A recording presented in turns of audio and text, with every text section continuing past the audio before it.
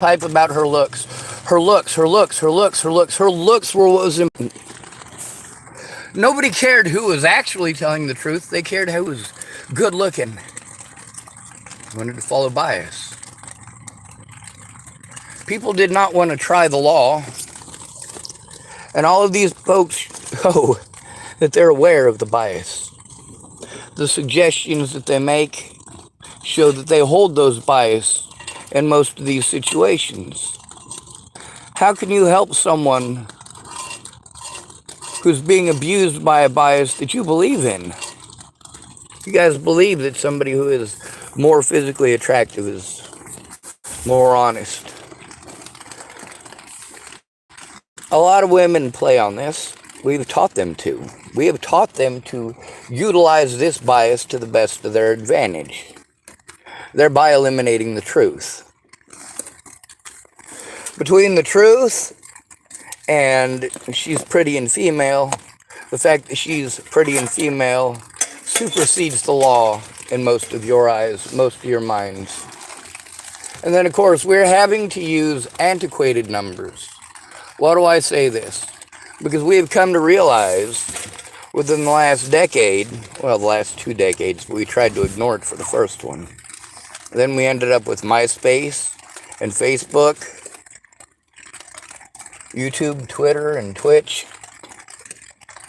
And we get to realize how many women out there are not only utilizing this gender bias and the looks, and outrageously and unabashedly being gold diggers, unabashedly blaming men for everything that has ever gone wrong in their lives. And they're taught that this is okay. They're taught to put on extra makeup and try to give themselves a certain sex appeal, to try to appeal to you to listen.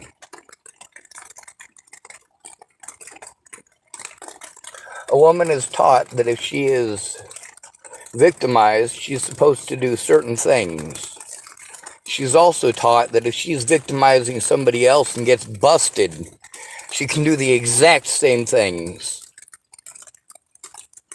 The problem with the 3 lies is sometimes they're true, and that's the problem with false reporting. That's the problem with teaching women to utilize that as a tool to destroy innocent men's lives. Teaching them that competition and then saying that men are more competitive than women. Most of the women that I know will not agree with that.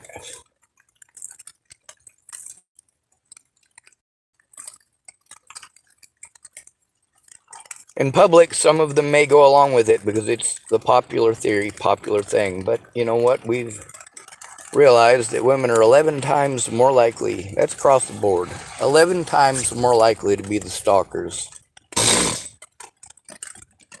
They're also more likely to get other people involved. We've also got the bias that is shown. We want to ignore this bias when it comes to the homeless, but we want to complain about black bias. Oh, there's a bias against black people by the police, and it's shown by the arrest records. Well, the arrest records and also the statistics from those communities show they're actually a lot closer to what the police are saying than it is what the black communities are saying. Whereas the disparity within those communities is primarily, it's not limited to, I'm not saying there are no victims of this that are in houses. We get to see the examples. These are the exceptions, not the rule. The exceptions to the rule are the ones in the houses. Those are the ones that BLM pushes. Those are the exceptions.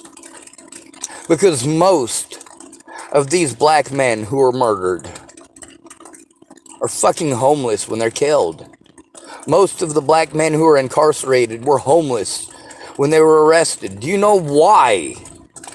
Because they're the easiest ones to make a name off of. You cannot be a police officer in the United States if you are not a fucking sociopath. You have to have zero care for other human beings in order to be a police officer in this country.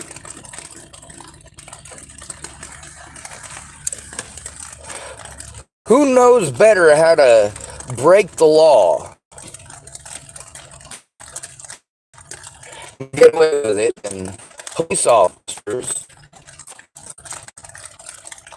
judges, and lawyers. And yet they're still getting busted. They're getting busted because there's people like me who save evidence. While a man is between 6 and 26 times more likely to be locked up for stalking, women are 11 times more likely to do it.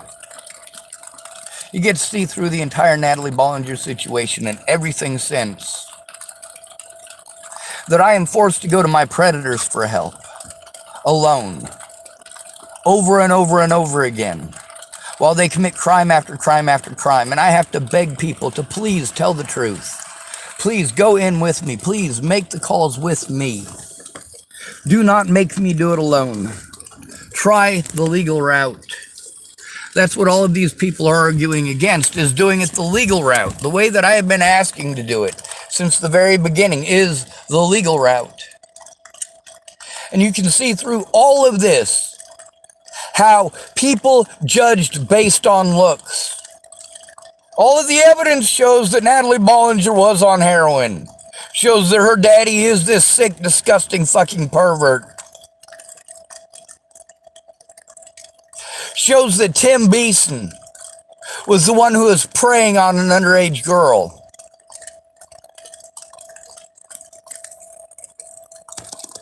But you guys don't want to look at evidence. You already decided on my guilt. You already decided on her innocence. You already decided that none of my evidence is worth the squat.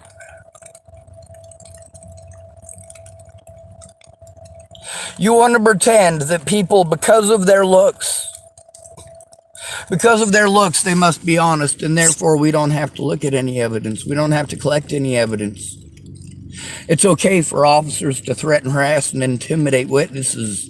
It's okay for officers to threaten, harass, and intimidate victims. It's not okay. It's also not okay for you to pretend to be somebody's friend. That's not okay.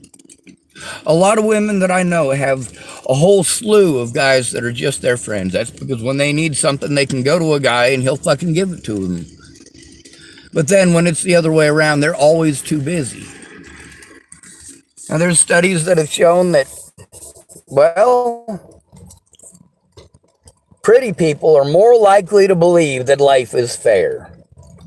They don't realize how much they're given for free, or they want to tell us what a burden it is getting free shit, actual free shit.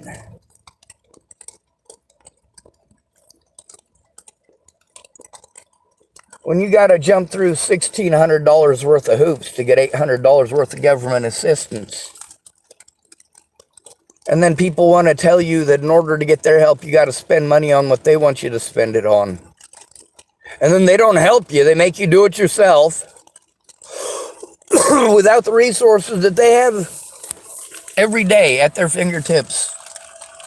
They have access to every single day. They get to go home and have that stuff right there in their houses for them to have access to. And not have to be afraid of getting in trouble by the fucking cops. Because there is no place for them to live, and because they don't have the money for a real lawyer.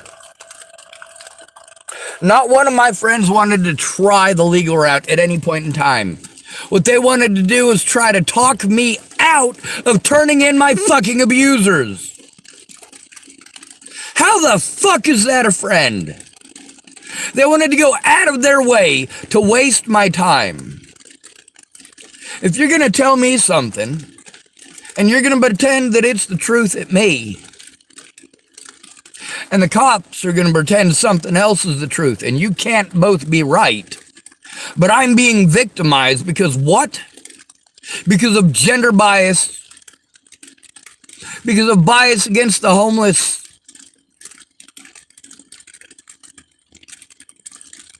because of age bias and religious bias. And you can see this through all of it. People's excuses for being evil came down to those things.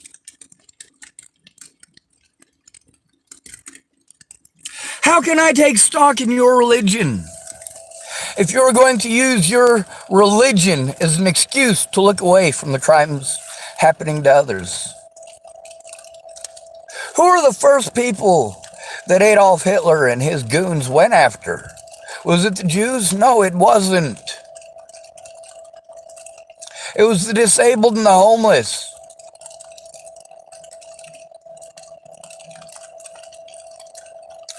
Same as today.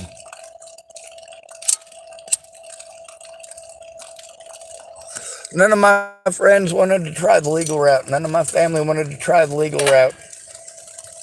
None of them cared about the abuse that I have to endure.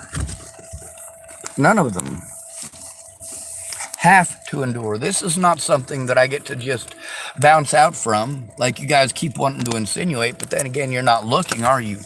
You're not looking at what I've gone through, the help that I have tried to get, the fucking mass quantities of jumping through mass quantities of hoops for mass quantities of people, literally not one of which is trying the legal route. Then they want to make lies. They want to lie to me about what the law says as an excuse for them to not do their jobs or to not try doing what a friend or a family member would do. You won't even listen to what I'm going through. You don't have time in 6 years. We're not friends. How the fuck can you pretend we're friends? When I was there, you loved that I was there. You loved my personality. You loved who I chose to be.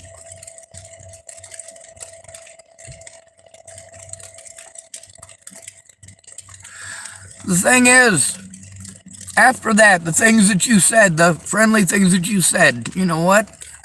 They all turned out to be bullshit.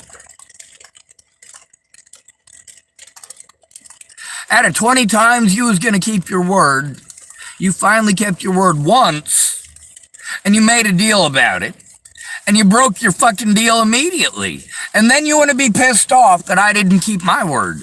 Well, here's the thing. Don't assign my word to me and say, Sean, you promised this. No, the fuck I didn't.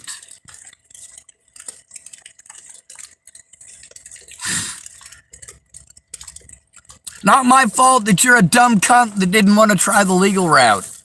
It's not my fault that the cops were dumb cunts that, well, of course, they did utilize the legal route in their favor, and they were able to do so. Why? Because I didn't have a friend or family member who gave a shit. They didn't give a fuck. They want to tell me about being threatened and harassed themselves, and they want to try to pity party me. Like, oh, poor me, Sean, these people are threatening my life because I spoke up. No, you argued with people on fucking Facebook is what you did. You argued with trolls. You argued with people who weren't there as somebody who was not there. I'm trying to show you the evidence that is actually fucking there. Jesus Christ. What the fuck is wrong with you? If you gave me a friend request, because really, truly, and honestly, who I was in Boulder, Colorado, is who everyone should strive to be.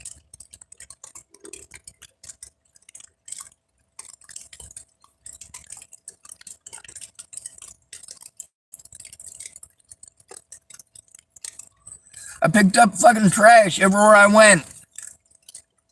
Do you guys recognize that? No. There's lots of people who saw me pick up trash every fucking day, everywhere that I fucking went. For years and years and years in Boulder, Colorado, and I wasn't the only one. But then Zade Atkinson, because he's black and lives in the house. You guys give a shit. You'll try the legal route with him. You don't even fucking know him. Meanwhile, you guys are going to throw me away over a bunch of fucking druggy, junky fucking cunts. It's not abuse that leads to cutting and to suicide. It's neglect. That's your family and friends. Family and friends. There is a legal route to take. When you are called mentally ill, you're not allowed to do it yourself. You are too easy to victimize.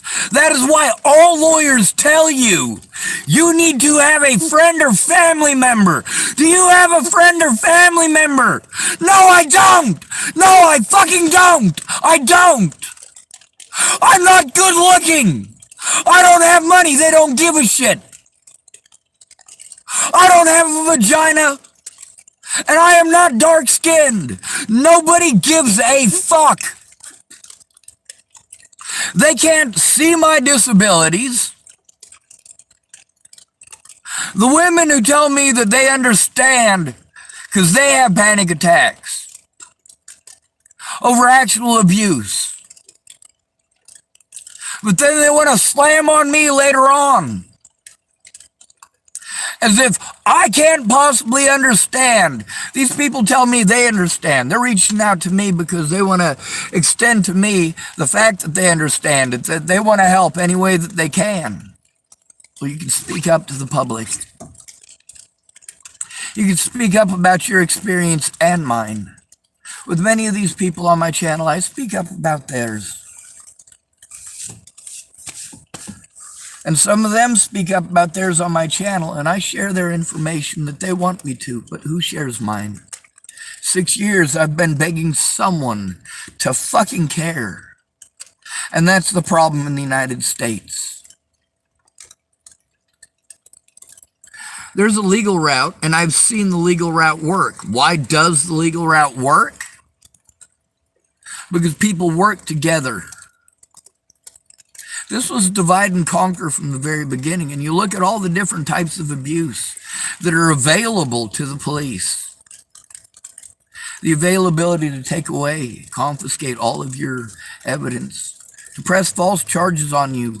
If you want to take them to court, you want to turn them in. You need to get criminal charges pressed against them immediately, which requires friends and family. Otherwise, they pretend it didn't happen, and you're supposed to get a civil lawyer, and they know you don't have the money for one. And that is what it all comes down to. The police, when they see a black man, they know that there's race bias.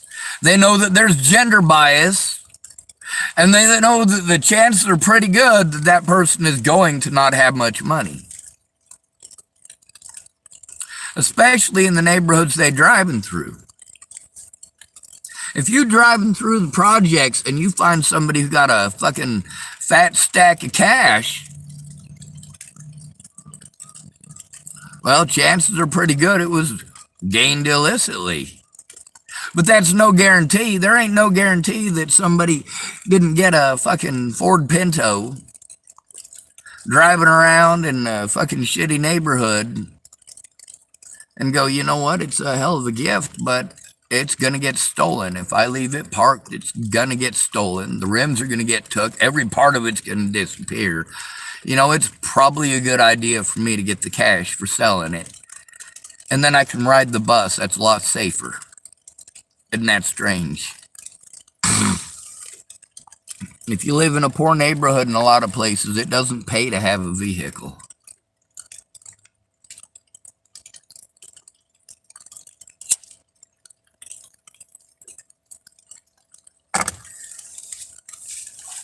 Now, if you're in a rich neighborhood, of course, there's the beautification thing. People expect certain things. There are certain things that they're just going to automatically be biased against. When I see a black person walking through any neighborhood, anywhere that I am, that black person could actually be a criminal. But when I see them, I grew up with a lot of black people in the system. For me, I see a minority and I am automatically attracted to them. I don't mean attracted to like sexually or physically or anything like that. What I mean is that because I grew up with a bunch of black folks, I have that familiarity. That is my comfort zone from when I was a kid. A lot of them black kids that decided they was going to beat me up or try to beat me up on the first day, or succeeded in beating me up, or in ganging up on me and beating me up multiple people at once. You know, a lot of them later on ended up defending me. You know, you're stuck in the same institution for 2-3 months together, and you get a new black kid who comes in, and he's just like the last 10 black kids. He's been told that When he gets into there, he's supposed to beat up the biggest person in there, and even if he loses, people will think he's crazy and nobody will fuck with him. They walk in there and they see the biggest guy, usually somebody like Tim. He was like 6'4", 6'8". He was fucking huge. Okay, he was just a massive, massive 14 or 15-year-old at the time, I want to say. He was just huge. And he had some girth. He wasn't like all muscular. He was kind of fat. Not like huge. Fat, but, a little muscle and a bit of fat.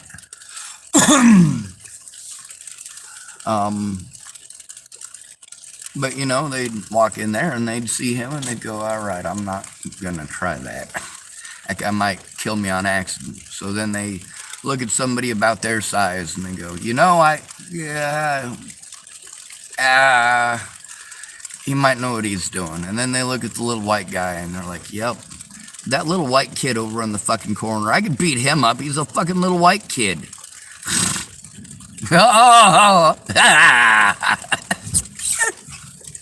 That little white kid got more experience than anybody else in that fucking place, because every motherfucker comes in here has the same idea. I'm gonna go fuck with Sean Schwartz. Who the fuck is a scrawny white kid? Oh my god!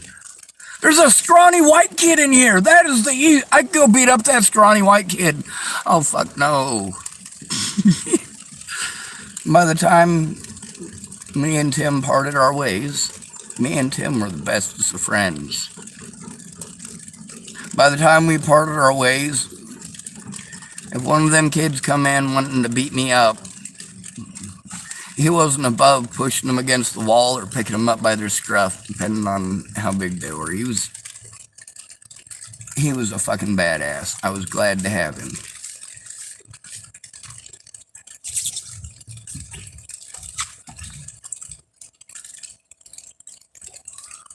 That certainly wasn't the legal route, was it? Nope, everybody wants to jump to violence until violence is the first thing that you should do. And you guys are fucking crazy. Sarah Bacon is fucking crazy.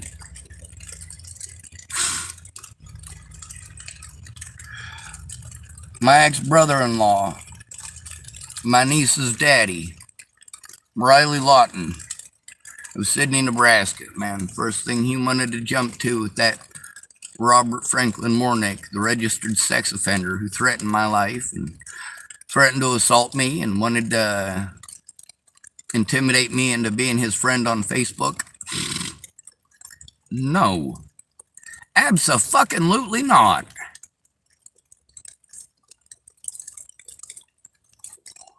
What was Riley Lawton's suggestion? Violence.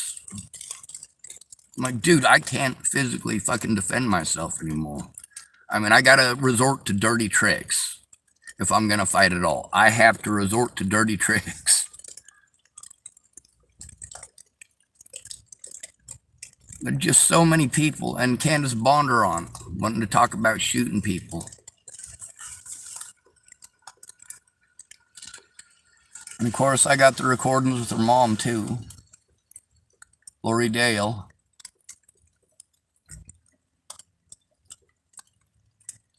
The one thing people didn't want to do is try the legal route, try what friends and family are supposed to do. That is the one thing that I have lacked through all of this. If I have to beg you to care, you don't care. If I have to beg you to admit that I told the truth, with you knowing I'm being harmed, and I'm sending you evidence of why it is important, why your involvement is an important part of this. How it is that police and the Bollingers were able to use bias to repeatedly harm me because I was repeatedly forced to go in alone. They knew that you guys wouldn't care. You guys aren't actually friends with homeless people. You have charity cases that you can talk to your real friends about. Like, oh, I got this charity case named Sean. He's real cool. He's down at the Starbucks. He fucking looks out for people and walks us out to the garbage and stuff. And, we give him free drinks sometimes. Thank you for the free drinks. King of Nickels, thank you for the shoes that I needed so that I could get my job at the Cheesecake Factory, so that I could make some money to get my teeth yanked out.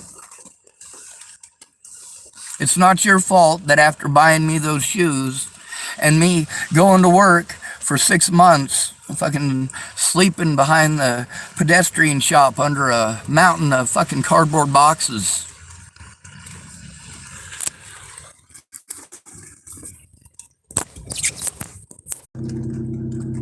They wanted to tell me how to think and how to feel and what to do and tell me to do it myself. When you're called mentally ill, it literally does not work that way. It does not work that way. When you are called mentally ill, you have zero fucking rights. You have to have a or a family member or a fucking guardian. By law, all of these people who are telling me that I don't want a guardian,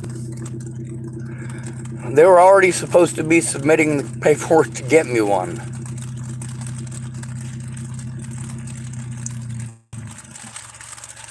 They should have been contacting social services and having social services there and present. And there should have been a friend or family member there with me who was aware of what was going on, who could tell them if they tried treating me like I was crazy. Somebody who could tell them that I was telling the truth. Somebody who could fucking back me up. Stand with me. If you're not even willing to admit publicly that you did the good things for me that you claim that you did to me, are you speaking out publicly about doing those things? Are you speaking up in court or to the police about the fact that you actually did those things? Or are you letting them run with the narratives that I never tried? That you never tried? But what did you try? Did you try the legal route? Some of you claim that you would try the legal route. You are the people who I went to repeatedly for help.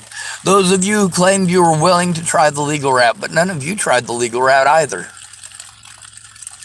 And then people want to talk to me about being negative. Well, when you are shooting down every single thing that's legal, when you are shooting down all of the legal things that need to be done, and then you're telling me a whole bunch of fucking hibbity-dibbity that you heard from some fucking junkie that you get your fucking stash from, what the law says, like, holy fuck, dude, what the hell is wrong with you? Now,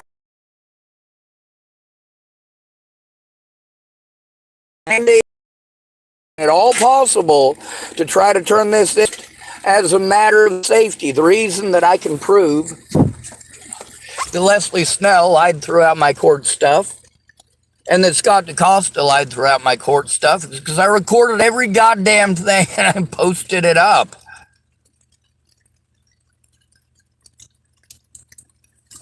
They wouldn't do the legal thing without a friend or family member.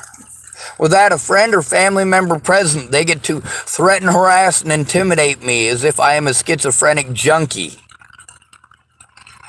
If I try to turn in a police officer, it'd take me 2 years to get that bitch into court.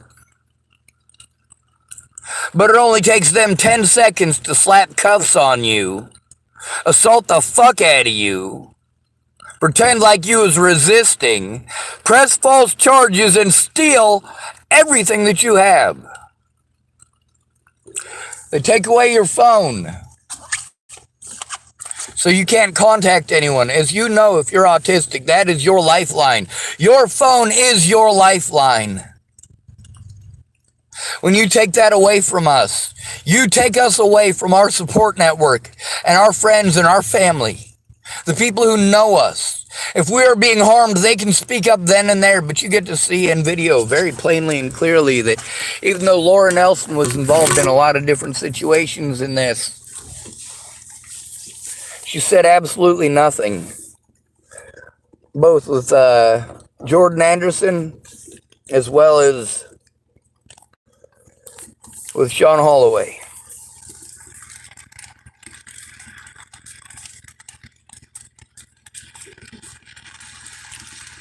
She wants to hide behind a fake Jesus. Maybe there's a real Jesus. There is.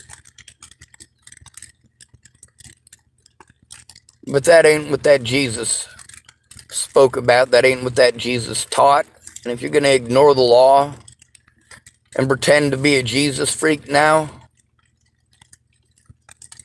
I grew up with a mama who was a weekend warrior, who was a Jesus freak when she could manipulate shit out of people, and I got to see it with my own two eyes firsthand from a very young age.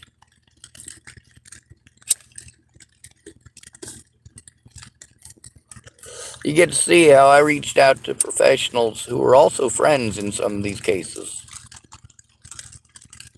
Before Natalie died, who did I reach out to? Veronica Bruce, Nicole Jarrell,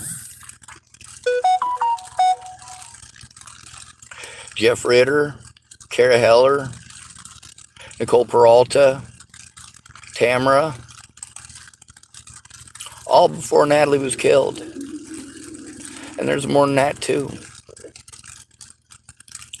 I reached out to Caitlin Tatum. I reached out to Joanna Taylor Smith.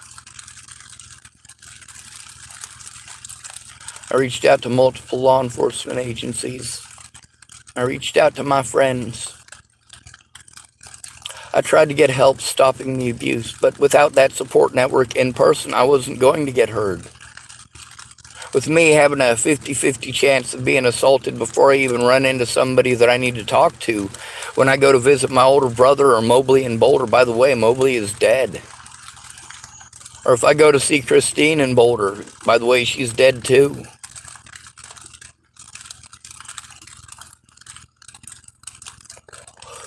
Or Stephen Green, he's dead too.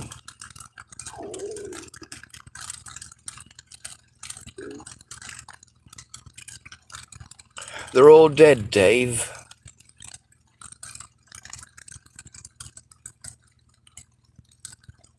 That's a line from the first episode of Red Dwarf. It's supposed to be a British comedy.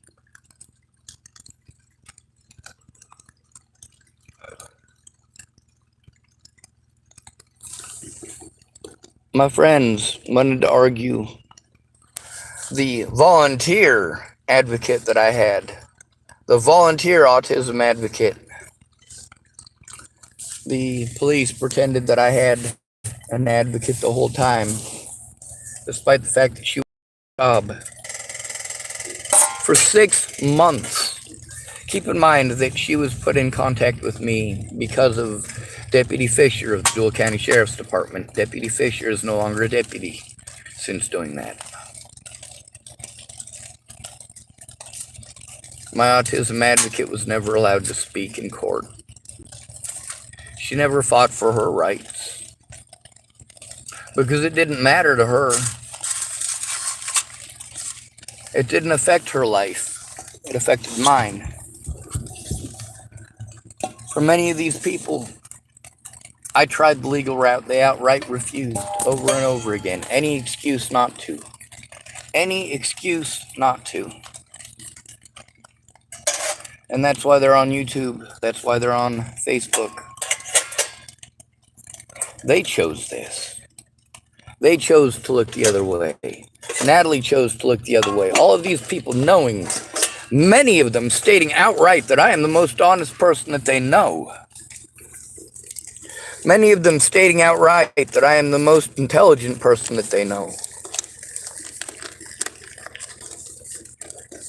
Of course, once they found out I was autistic, it was the talking down to me like I'm a dog. Like I am a stupid puppy that doesn't know no better, and you know everything about the world, and I know nothing about my life. A life that you have ignored. A life that you know nothing about. I try to tell you. You complain that I don't pay attention to your life. No, I absolutely do. When you tell me there's a problem, I listen immediately. When Brandon Ratner's brother disappeared, Did it take me 6 months to post up about him missing? When Natalie Bollinger disappeared, did it take me 6 months to post up about her going missing?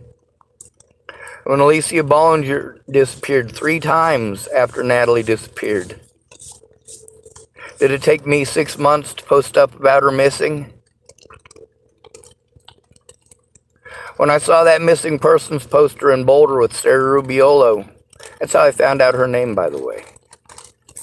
When I saw that poster, did it take me 6 months to say something? How about Hannah Pendergrast? Did it take me 6 months to say something? Meanwhile, we're not talking about taking 6 months to say something. Most of these people never said a goddamn thing. Not to the public, not to the police, not to the courts. But I've got them recorded saying those things, don't I? How long did it take for me to post up about Brandon Ratner's brother, Sean Ratner? How long did it take me to post up about him going missing? 10 minutes or less. How about Natalie Bollinger? 10 minutes or less. Hannah Pendergrast, 10 minutes or less. Sarah Rubiolo, 10 minutes or less.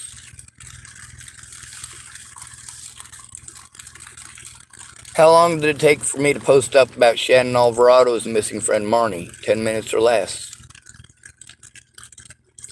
How long did it take for Shannon Alvarado to come forward to the courts and to the public about Kara Johnson Miles? She still has not done so.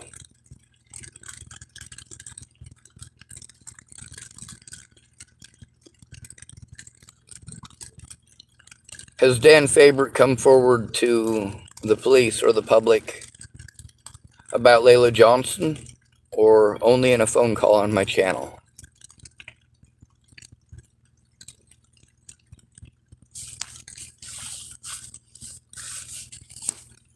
I throw a tantrum because it's literally the only option that I have that has any possibility of working. Dan Faber should have come forward about the Layla Johnson situation from the beginning. All of these people in these Natalie Bollinger groups that I wasn't allowed to be a part of, and Layla Johnson is in there being a fucking crazy goddamn wingnut fucking Fruit Loop fucking piece of shit. Oh my God, the mess that she fucking made, thinking she was in love with me and shit. Oh my God, stop! Stop!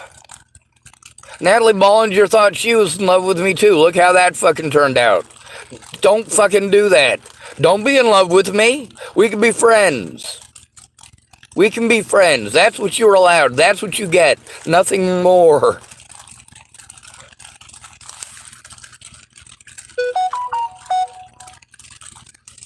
You could have tried the legal route. Why didn't you?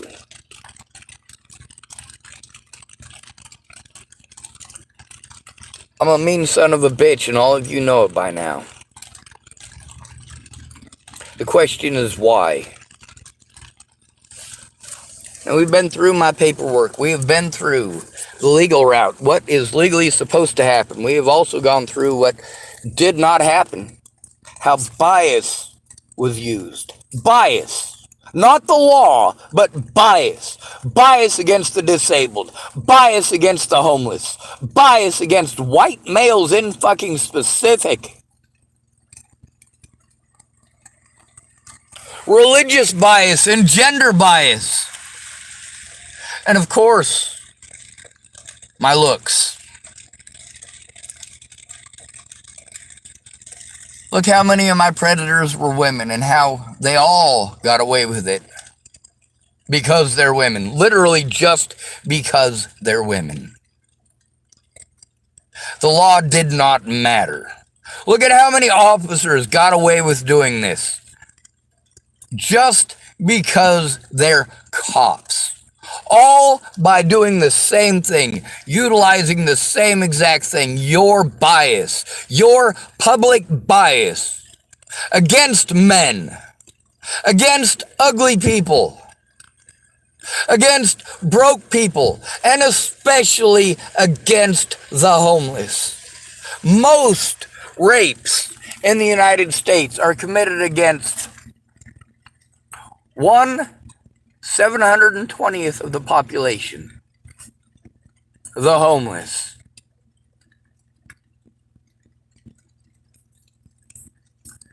Being raped as an adult, yes, that is something that does happen. But as a homeless female, it is going to happen a lot more often. Now, we also have to consider that 1/720th, well, that's all homeless people. Why did I include all homeless people? Because men are sexually abused all the time. They just don't turn it in. We're taught that it's not sexual abuse. We're taught that it's not inappropriate for a woman to goose us. You know what goosing is. You walk up and you grab my ass. Well, I'm not a very attractive male, so that doesn't happen to me. But I know a lot of men that it does happen to. And they're supposed to smile, even if it's somebody they don't know. They're supposed to react differently. If you do that to a woman, you might go to prison. Of course, if she wants to believe that you might possibly do that, you might go to prison as well. My predators knew exactly what they were doing, and so did all of you. You don't have plausible deniability. Your hands are not tied. You're holding onto the rope, and there are people's necks dangling at the other end. Let go of the rope! Good to be ready. Thanks for coming to visit. Stay out of trouble or don't get caught. Remember, you are your brother's keeper and no victim left behind.